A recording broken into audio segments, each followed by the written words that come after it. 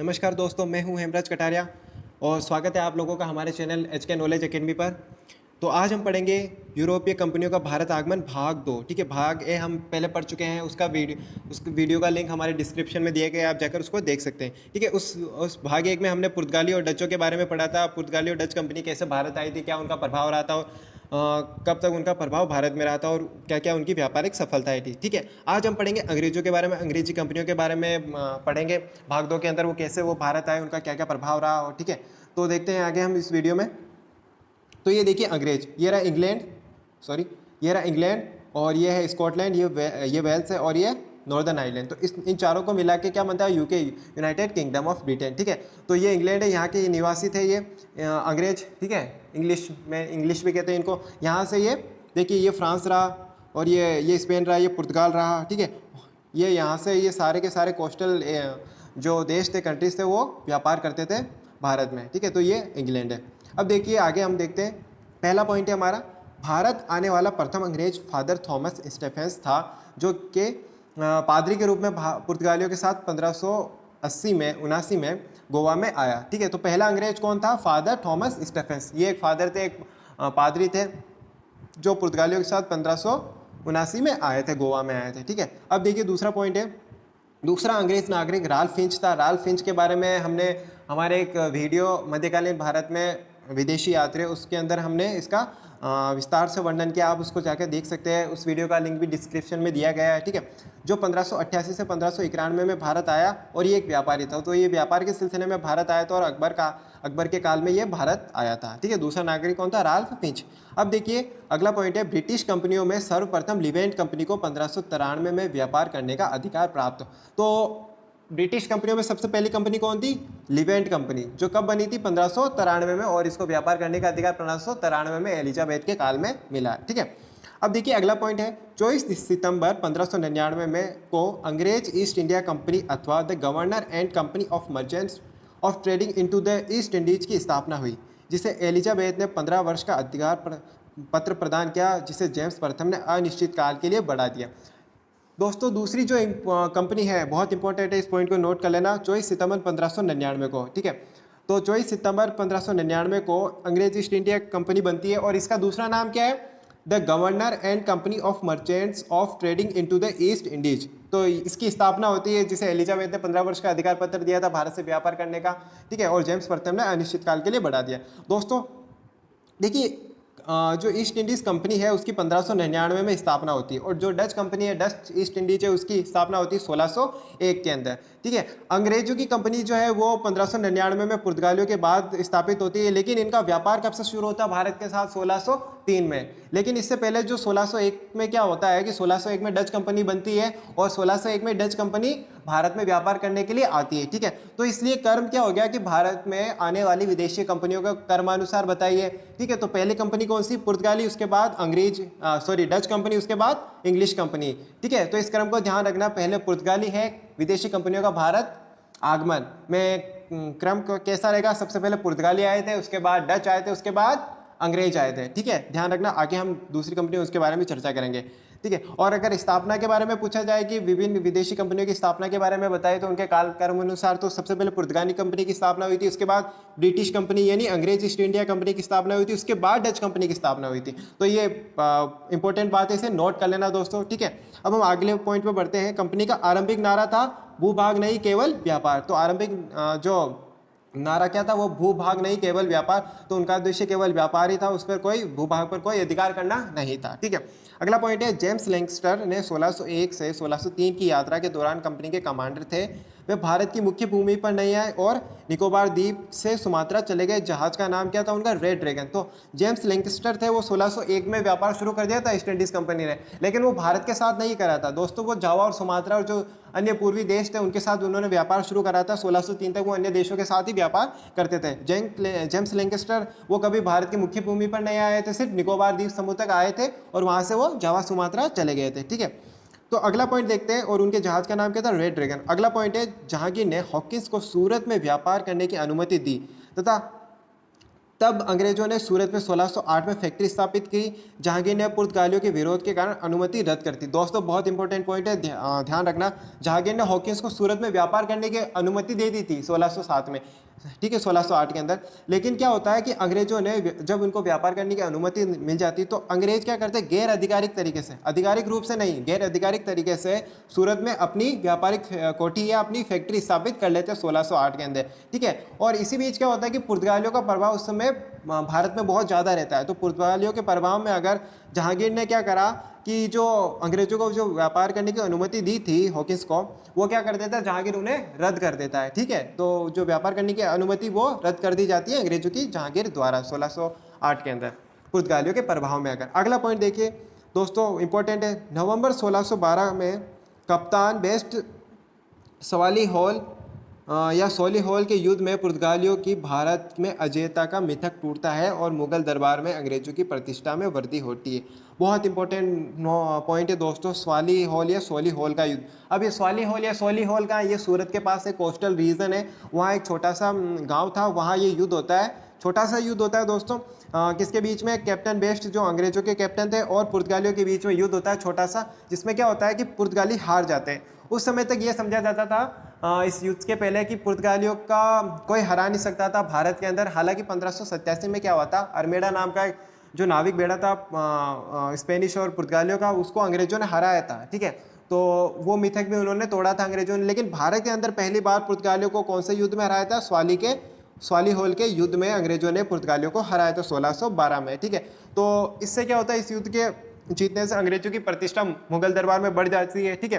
तो इसका फायदा उनको व्यापार की अनुमति प्राप्त करने में भी मिलता है। देखिए अगला पॉइंट, अंग्रेजों की विजय के कारण जहांगीर 1613 में शाही फरमान द्वारा अंग्रेजों को सूरत में व्यापारिक कोठी स्थापित करने की अनुमति दे देता है, ठीक है। अब आधिकारिक रूप से सूरत में व्यापारिक कोठी स्थापित करने की अनुमति जहांगीर दे देता है अंग्रेजों को, ठीक है। गैर आधिकारिक तरीके से 1608 में ये फैक्ट्री स्थापित कर चुके थे और व्यापारिक कोठी स्थापित कर चुके थे। तो अंग्रेजों की पहली फैक्ट्री या व्यापारिक कोठी कहाँ स्थापित हुई थी, सूरत के अंदर हुई थी। कब हुई थी, 1608 में, ठीक है। अब अगला पॉइंट देखिए दोस्तों, सर टॉमस रो ने मुगल साम्राज्य में व्यापार करने की अनुमति प्राप्त की है, ठीक है। सर टॉमस रो के बारे में हम हमारे वीडियो मध्यकालीन भारत में आए विदेशी यात्रियों के पर जो हमने चर्चा करी थी हमारे वीडियो के अंदर, उसका लिंक हमारे डिस्क्रिप्शन में दिया है, आप जाके वहाँ देख सकते हैं। उसके बारे में हमने विस्तार से चर्चा करी थी, आप उसको वहाँ जाकर देख सकते हैं, ठीक है। तो सर टॉमस रो ने मुगल साम्राज्य में व्यापार करने की अनुमति प्राप्त कर लेते हैं, ठीक है। तो अंग्रेजों के लिए बड़ा फायदे वाली बात होती है कि पुर्तगालियों के साथ साथ अंग्रेजों को भी व्यापार करने की अनुमति मिल जाती है, ठीक है। अब देखिए ये इंडिया का मैप है, ये देखिए ये सारे कोस्टल एरिया है पूरा का पूरा, ठीक है। तो यहाँ ब्रिटिश कहाँ कहाँ आए थे और उन्होंने अपनी कहाँ कहाँ व्यापारिक कोठी स्थापित करी थी। देखिए सबसे पहले सूरत है, सूरत में ये देखो यूनियन जैक झंडा है, ये इंग्लैंड का यूनियन जैक झंडा है, इसको यूनियन जैक कहते हैं। तो 1612 में सूरत में अपनी कोठी स्थापित करी थी। बॉम्बे में 1638 में इन्होंने अधिकार किया था, 38 में इन्होंने व्यापारिक कोठी स्थापित करी थी, वहाँ फैक्ट्री स्थापित करी थी। मद्रास में 1639 में देखिए ये यूनियन जैक है, ठीक है। और देखिए यहाँ 1658 में हुगली के अंदर, ठीक है। और 1690 में कलकत्ता में ये अपनी व्यापारिक कोठी स्थापित करते हैं। उसके बाद देखिए विशाखापट्टनम या जिसको हम विशाखापट्टनम भी कहते हैं 1682 के अंदर। तो ये पूरा मैप है, इसको आप अच्छे से देखेंगे। इसके अलावा देखिए ये पुर्तगीज जो सेटलमेंट्स है, पुर्तगालियों की जो बस्तियां थी उनके बारे में भी ये 1535 में दीव में, दमन और दीव में ये, और ये देखो ये केरला का जो कोस्टल एरिया कोचीन के अंदर वगैरह ये सारे, ठीक है। फ्रेंच सेटलमेंट भी है, डच सेटलमेंट भी। तो इस मैप को आप अच्छे से स्टडी करें, ठीक है। तो हम आगे देखते हैं। अब भारत में प्रथम वैधानिक अनुमति प्राप्त अंग्रेज फैक्ट्री मसूलीपट्टनम में 1611 में स्थापित हुई थी। तो हमने देखा था 1608 में क्या होता है कि सूरत में पहली फैक्ट्री स्थापित होती है, व्यापारिक कोठी सूरत में 1608 में स्थापित होती है। लेकिन वो गैर आधिकारिक तरीके से, उनको कोई वैधानिक अनुमति प्राप्त नहीं थी, ठीक है। सिर्फ व्यापार करने की अनुमति प्राप्त हुई थी, लेकिन अंग्रेजों ने वहाँ को अपनी कोठी भी स्थापित कर ली थी, ठीक है। और 1611 में क्या होता है, मसूलीपट्टनम या मछलीपट्टनम में जो आंध्र प्रदेश का कोस्टल एरिया है, वहाँ अंग्रेजों को प्रथम क्या होता है, वैधानिक अनुमति प्राप्त अंग्रेज फैक्ट्री स्थापित होती है 1611 में। और 1612 में कहाँ होता है, सूरत के अंदर उनको परमिशन मिल जाती है, ठीक है। समझ में आया, व्यापारिक कोठी स्थापित करने की। अब देखिए जबकि पहली फैक्ट्री सूरत में 1608 में स्थापित हुई थी, हमने पहले पढ़ लिया है। अगला पॉइंट है 1639 में फ्रांसिस डे नामक अंग्रेज ने चंद्रगिरी के राजा डरमेला वेंकटप्पा से मद्रास पट्टे पर लिया और अंग्रेजों का पहला किला फोर्ट सेंट जॉर्ज 1641 में बनाया। ये प्रथम प्रेसिडेंसी भी थी अंग्रेजों की भारत के अंदर, ठीक है। तो 1639 में देखा हमने, अभी मैप में देखा था, देखिए ये 1639 में मद्रास में इन्होंने व्यापारिक कोठी स्थापित करी थी यहाँ, ठीक है। तो यहाँ उनका सेटलमेंट हुआ तो 1639 में। तो 1639 में क्या होता है, चंद्रगिरी का राजा था मद्रास के पास, तो मद्रास उन्होंने क्या ले लिया, पट्टे पर ले लिया, किराए पर ले लिया चंद्रगिरी के राजा से, ठीक है, वेंकटप्पा से। और क्या करा, वहां उन्होंने पहला किला बनाया अपना, जिसको, उस किले को क्या नाम दिया उन्होंने, फोर्ट सेंट जॉर्ज, ठीक है, 1641 में बना। और ये मद्रास क्या था, अंग्रेजों की भारत में प्रथम प्रेसिडेंसी भी थी, ठीक है। अगला पॉइंट है, देखिए दोस्तों, 1658 में चार्ल्स द्वितीय ने दहेज में मिले बंबई को ईआईसी को, यानी ईआईसी मतलब क्या, ईस्ट इंडिया कंपनी को 10 पाउंड के वार्षिक किराए पर दे दिया। हमने पहले देखा था कि हमारी जो वीडियो था मध्यकालीन भारत में आए विदेशी यात्री, उसके बारे में हमने उसमें ये चर्चा करी थी इस कहानी पर कि 1651 में क्या होता है, चार्ल्स द्वितीय की एक पुर्तगाली राजकुमारी बेग्रेचा से शादी होती है। तो पुर्तगाली क्या करते हैं, बंबई को क्या करते हैं, चार्ल्स द्वितीय को दहेज में दे देते हैं, ठीक है। और चार्ल्स द्वितीय क्या करता है कि ईआईसी यानी ईस्ट इंडिया कंपनी को 10 पाउंड के वार्षिक किराए पर, देखिए 10 पाउंड कितना कम है, एक पाउंड में करीब 80 रुपये होते हैं, करीब करीब 80 रुपये होते हैं। आप देखिए 800-900 रुपये के दाम पर, वार्षिक किराए के दाम पर वो क्या करता है, चार्ल्स द्वितीय क्या करता है, बंबई को ईआईसी कंपनी को किराए पर दे देता है, ठीक है। तो यहाँ बंबई में 1658 में बंबई किसके अधिकार में चल जाता है, ईस्ट इंडिया कंपनी के अधिकार में चल जाता है। अगली बात देखिए, अगला पॉइंट ये है, गेराल्ड ओंगियार 1669 से 1677 तक बंबई का गवर्नर रहा। उसने बंबई नगर की स्थापना करी। उससे पहले क्या होता था कि बंबई एक छोटा सा गांव था, बस कोस्टल एरिया था, छोटा सा गांव था, कुछ एक झोपड़ियाँ थी और कुछ मछुआरे वहाँ रहते थे जो अंग्रेजों की मदद किया करते थे जहाज उतारने चढ़ाने में, ठीक है। तो छोटा सा गाँव था। अब क्या करा, गेराल्ड ओंगियार ने क्या करा कि उसने बंबई नगर की स्थापना करी, वहाँ एक ब्रिटिश कॉलोनी स्थापित करी, उनका सेटलमेंट किया, वहाँ पर एक गोदी यानी डॉकयार्ड का निर्माण करा, जहाँ जहाज आकर रुकते हैं और उनका मरम्मत वगैरह होती है, ठीक है। तो गोदी का निर्माण करवाया, वहाँ एक डॉकयार्ड का निर्माण करवाया और एक टकसाल स्थापित करवाई जहाँ सिक्के ढाले जाते थे अंग्रेजों के, है ना, ईस्ट इंडिया कंपनी के। वे बंबई की किलेबंदी भी की, वहाँ एक किला बनाकर उसकी एक किलेबंदी भी की गई, ठीक है। तो गेराल्ड ओंगियार को बंबई का संस्थापक माना जाता है। इंपॉर्टेंट बात है दोस्तों, याद रखना, गेराल्ड ओंगियार को बंबई का संस्थापक माना जाता है। तो किसे बंबई का संस्थापक माना जाता है, गेराल्ड ओंगियार को, ठीक है। अगला पॉइंट देखते हैं दोस्तों, बंगाल का प्रथम गवर्नर कौन था, विलियम हेजेस। तो विलियम हेजेस क्या था, बंगाल का प्रथम गवर्नर था। अंग्रेजों का 1686 में औरंगजेब द्वारा हुगली से बाहर खदेड़ दिया गया, वह कंपनी के गवर्नर सर जॉन चाइल्ड को भी बाहर निकाल दिया, ठीक है। तो बंगाल का प्रथम गवर्नर विलियम हेजेस था। लेकिन क्या करा था कि ये अंग्रेज जो थे, ब्रिटिशर्स जो थे ईस्ट इंडिया कंपनी के, वो क्या करते थे, व्यापार में बड़ी बेईमानी करते थे, ठीक है। तो बेईमानी करते थे, तो इससे मुगल जो बादशाह औरंगजेब था 1686 में वो क्रुद्ध हो गया और क्या करा उसने, हुगली से किनको बाहर निकाल दिया था, अंग्रेजों को बाहर निकाल दिया था। और वहाँ का जो गवर्नर था, कंपनी का गवर्नर सर जॉन चाइल्ड, उसको भी वहाँ से बाहर निकाल दिया था, ठीक है।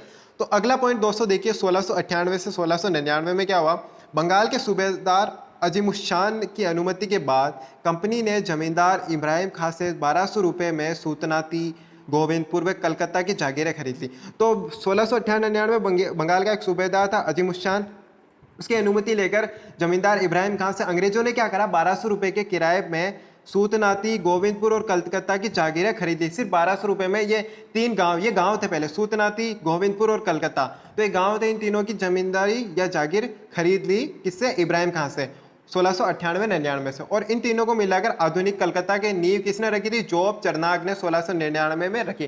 तो याद रखना दोस्तों, गेराल्ड ओंगियार को तो बंबई का संस्थापक माना जाता है, लेकिन आधुनिक कलकत्ता की नींव किसने रखी, जॉब चरनाग ने 1699 में रखी, ठीक है। और वहाँ एक किले का निर्माण करवाया जिसका नाम था फोर्ट विलियम का किला, जिसका निर्माण करवाया वहाँ, ठीक है। तो जॉब चरनाग ने आधुनिक कलकत्ता की नींव रखी और वहाँ एक किला, और कलकत्ता का किला क्या कहा जाता था, फोर्ट विलियम, और मद्रास का किला क्या कहा जाता था, फोर्ट सेंट जॉर्ज, ठीक है। तो याद रखना दोस्तों, क्योंकि एक बार क्वेश्चन ये भी आ गया था कि मद्रास में कौन सा किला था और बंगाल में कौन सा किला था, तो ये भी क्वेश्चन आया हुआ है, तो आप जरूर याद रखें।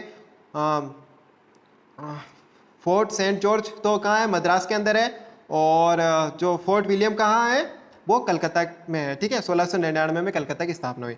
1700 में क्या हुआ कि सर चार्ल्स आयर को फोर्ट विलियम का प्रथम गवर्नर बनाया गया और बंगाल को मद्रास से स्वतंत्र प्रेसिडेंसी बनाया गया। उससे पहले क्या होता था, मद्रास प्रेसिडेंसी का ही भाग हुआ करता था बंगाल, ठीक है। तो 1700 में किला बनने के बाद क्या करा था कि बंगाल को एक अलग प्रेसिडेंसी बना दिया गया, ठीक है। अब देखिए दोस्तों, आगे अगला पॉइंट है, 1694 में ब्रिटिश ने एक प्रस्ताव पारित कर सभी ब्रिटिश नागरिकों को भारत के साथ व्यापार करने का अधिकार दे दिया। इससे 1698 में एक अन्य प्रतिद्वंद्वी कंपनी अस्तित्व में आई जिसका क्या नाम था, English trading company in the east. दोस्तों बहुत इंपॉर्टेंट पॉइंट है, याद रखना। 1694 से पहले क्या था कि ईस्ट इंडिया कंपनी जो थी EIC, उसको एक एकाधिकार प्राप्त था कि वही सिर्फ भारत के साथ व्यापार कर सकती, कोई भी ब्रिटिश नागरिक या अन्य ब्रिटिश कंपनी भारत के साथ व्यापार नहीं कर सकती। लेकिन 1694 में क्या हुआ कि संसद ने एक प्रस्ताव पारित कर दिया, ब्रिटिश संसद ने, कि कोई भी नागरिक, ब्रिटिश नागरिक भारत के साथ व्यापार कर सकता है। ठीक है, तो कई सारे जो ब्रिटिशर्स थे वो भारत के साथ व्यापार करने लगे और कुछ ब्रिटिशर्स जो थे उन्होंने एक कंपनी बनाई। 1698 में एक अन्य प्रतिद्वंदी कंपनी बनाई, दूसरी कंपनी बनाई जिसका क्या नाम था, English trading in the east. तो एक नई कंपनी का निर्माण भी हुआ 1698 में। ठीक है, तो हम आगे देखते हैं दोस्तों। अब क्या हुआ कि 1602 में क्या हुआ कि दोनों कंपनियों का विलय करने का निर्णय लिया गया। अब दो कंपनियां हो गई भारत में, तो कंपटीशन बढ़ गया। ठीक है, एक तो ईस्ट इंडिया कंपनी थी, ठीक है, और दूसरी 1698 में एक नई कंपनी आ गई। और 1702 में क्या हुआ कि एक नई, दोनों को मिला के एक कंपनी बनाने का निर्णय लिया गया। तो क्या हुआ, 1708 और 1709 में क्या हुआ, संयुक्त कंपनी का नाम रख दिया। क्या रख दिया उन्होंने, दोनों कंपनियों को मिलाकर एक नई कंपनी बनाई और क्या रख दिया, the united company of merchants of England trading to East Indies. ठीक है, तो क्या नया नाम क्या हो गया, the united company of merchants of England trading to East Indies. तो यहाँ तो नहीं है, टू है, टू ईस्ट इंडीज। ठीक है, और 1833 में इसका नाम क्या हो जाता है, east India company of Britain. ठीक है, तो इस शॉर्ट में इसका नाम east India company of Britain रख देते हैं 1833 के चार्टर में। तो समझ में आया आप लोगों को, दो कंपनियां थी, दोनों का विलय हो गया और नया नाम आया और 1833 में इसको east India company of British रख दिया जाता है। ठीक है, अगला देखिए। अब जो एक मुगल बादशाह हुए थे फर्रुखसियर ने क्या करा, 1717 में फरमान, एक फरमान होती, जो राजा महाराजा जो होते थे वो फरमान जारी करते थे। ठीक है, उनका आदेश होता था, एक पत्र होता था। तो फरमान या दस्तक जारी कर बंगाल में 3000 वार्षिक कर के बदले कंपनी के व्यापार को सीमा शुल्क से मुक्त कर दिया और कंपनी के बंबई में ढाले गए सिक्के को संपूर्ण भारत में मान्यता दी व सूरत में 10,000 रुपये सालाना अदा करने पर कंपनी के संपूर्ण व्यापार को भी आयात निर्यात शुल्क से मुक्त कर दिया। ठीक है, तो क्या हुआ था दोस्तों, फर्रुखसियर था एक बीमारी से ग्रस्त हो गया था। तो एक अंग्रेज डॉक्टर था, उसने फर्रुखसियर का इलाज कर दिया। तो इससे मुगल बादशाह खुश हो गए फर्रुखसियर, और उन्होंने 1717 में एक फरमान या दस्तक जारी कर दिया, जिसमें क्या हुआ था कि उस दस्तक में क्या था, उस फरमान में यह था, एक पॉइंट, एक प्रोविजन ये था कि बंगाल में 3000 रुपये वार्षिक कर देंगे ब्रिटिश, और व्यापार कर सकते, वहाँ उन्हें कोई सीमा शुल्क या उन्हें कोई कस्टम ड्यूटी नहीं देनी होगी। ठीक है, अब क्या हुआ कि और एक फरमान और जारी किया गया था, कंपनी के बंबई में ढाले गए सिक्कों को संपूर्ण भारत में मान्यता दे दी गई। हमने बताया था कि जो ओंगियार था वहाँ उन्होंने एक टकसाल स्थापित करी थी बंबई के अंदर, तो वहाँ के जो सिक्के जो बनते थे पूरे भारत में उनको मान्यता दे दी गई। और सूरत में क्या करा था, 10,000 रुपये के सालाना कर अदा करने पर कंपनी को निर्यात और आयात कर शुल्क से भी मुक्ति मिल गई। ठीक है, तो कंपनी को ये बहुत फायदे का सौदा हुआ, एक डॉक्टर के कारण, फर्रुखसियर का इलाज करने के कारण इतना फायदा वाला सौदा हुआ उन्हें। अब देखिए अगला पॉइंट देखते हैं दोस्तों, दस्तक निःशुल्क व्यापार का एक आज्ञा पत्र था। तो दस्तक क्या एक निःशुल्क व्यापार का आज्ञा पत्र था, उन्हें नामात्र के कर चुकाना पड़ता था मुगल बादशाह, मुगल अफसरों को, और उन्हें मुक्त रूप से व्यापार करने की छूट मिल गई थी। ठीक है, इसको कंपनी का मैग्ना कार्टा भी कहा जाता है। मैग्ना कार्टा क्या था, मैग्ना कार्टा एक अधिकार पत्र हुआ था जो सबसे पहले 1215 में एक ब्रिटिश राजा ने ब्रिटिश जनता को एक मैग्ना कार्टा या अधिकार पत्र दिया था, जहां उनको कुछ अधिकार दिए गए थे, तो उसको मैग्ना कार्टा कहा गया था। ठीक है, तो कंपनी के लिए ये अधिकार पत्र ही था जिसमें उनको एक कुछ बहुत सारे विशेषाधिकार और अधिकार दिए गए थे, मुक्त व्यापार का, है ना, नामात्र के पैसों पे या निःशुल्क उनको आज्ञा पत्र दिया गया था। तो उनके लिए एक मैग्ना कार्टा कहा जाता है इसको। ठीक है, इस दस्तक को 1717 में जो फरमान जारी किया था, किसने किया था, फर्रुखसियर ने। अब क्या होता है, इंग्लिश जो ईस्ट इंडिया कंपनी थी EIC को जॉन कंपनी के नाम से भी जाना जाता। तो इस कंपनी का एक दूसरा नाम भी था जिसको क्या कहा जाता है, जॉन कंपनी। ठीक है, अगला पॉइंट देखिए, एशिया से मुक्त व्यापार करने वाले व्यापारी इंटरलॉपर कहलाते थे। तो एशिया के साथ जो भी यूरोपीय जो व्यापार करते थे, मुक्त व्यापार, ठीक है, तो मुक्त व्यापार यानी उनको सारी छूट दी जाती थी, उनके व्यापार में कोई हस्तक्षेप नहीं किया जाता था, उनको मुक्त व्यापार कहते हैं। तो उनको क्या कहा जाता था, इंटरलॉपर। जो यूरोपीय एशिया के साथ व्यापार करते थे मुक्त व्यापार, उनको क्या कहा जाता है, इंटरलॉपर कहा जाता था। ठीक है, ध्यान रखना, कई बार एग्जाम में पूछा भी जा गया है, नेट के एग्जाम में, और आगे भविष्य में पूछा भी जा सकता है, इसलिए इसको नोट कर लेना। कंपनी के वे व्यापारी जो पूर्वी देशों के साथ स्वतंत्र व्यापार करते थे उन्हें दस्तदाज कहा जाता था। अब कंपनी के जो कई सारे व्यापार जो अधिकारी थे और कई सारे कर्मचारी थे, वो भी क्या करते थे, भारत के साथ व्यापार करते थे, भारत से कुछ चीज़ें खरीद के ले जाते थे, कपड़ा, मसाले वगैरह, तो वो अपने वहाँ जाते थे इंग्लैंड और यूरोप में, वो वहाँ उनको अपने दम पर बेचते थे, कंपनी के उससे नहीं बेचते थे, ठीक है। तो जो स्वतंत्र व्यापार करते थे कंपनी के कुछ कर्मचारी, उनको क्या कहा जाता था, दस्त दांत, ठीक है। समझ में आया। अगला पॉइंट देखते हैं दोस्तों, यूरोपवासी भारत में प्रौद्योगिकी वस्तुओं में अश्वचालित वाहन, यानी जिसको हॉर्स ड्राइवन कैरिज, यानी जो घोड़ा गाड़ी होती है उसको अश्वचालित वाहन कहते हैं, वो घोड़ा गाड़ी लेकर आए वो यूरोप से भारत में। बीज वपित्र यानी सीड ड्रिलिंग जो होती है, क्योंकि वहाँ उस समय खेती काफ़ी विकसित हो रही थी, तो वो जो सीड ड्रिलिंग वाला सिस्टम है वो भी भारत में लेके आए थे। लोहा लंगर बहुत इंपॉर्टेंट है। आयरन एंकर, क्योंकि एंकर क्या होते थे कि जहाज को रोकने के लिए काफ़ी मददगार साबित होते थे। एक वो क्या है, लोहे का एक बड़ा सा एंकर होता है जिसको पानी के अंदर डाला जाता है, जिससे वजन हो जाता है और वो कहीं जहाज में कहीं नीचे पत्थरों में फंस कर वो जहाज को रोक देता है। तो ये एंकर की जो आयरन एंकर वो भी भारत में लेकर आए थे, कौन, यूरोपीय, ठीक है। अगला देखिए बहुत इंपॉर्टेंट है, कई कई सारे एग्जाम में पूछा गया है ये। फिरंगी शब्द कौन सी भाषा का शब्द है, फिरंगी फारसी भाषा का शब्द है, यानी पर्शियन लैंग्वेज का शब्द कौन सा है, फिरंगी, ठीक है।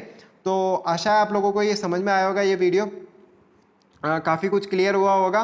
तो आशा आप लोगों को ये वीडियो पसंद आया होगा, इससे कुछ सीखने को मिला होगा। तो आगे और भी ऐसे वीडियो के देखने के लिए हमारा चैनल सब्सक्राइब करें, इस वीडियो को लाइक करें और शेयर करें। धन्यवाद।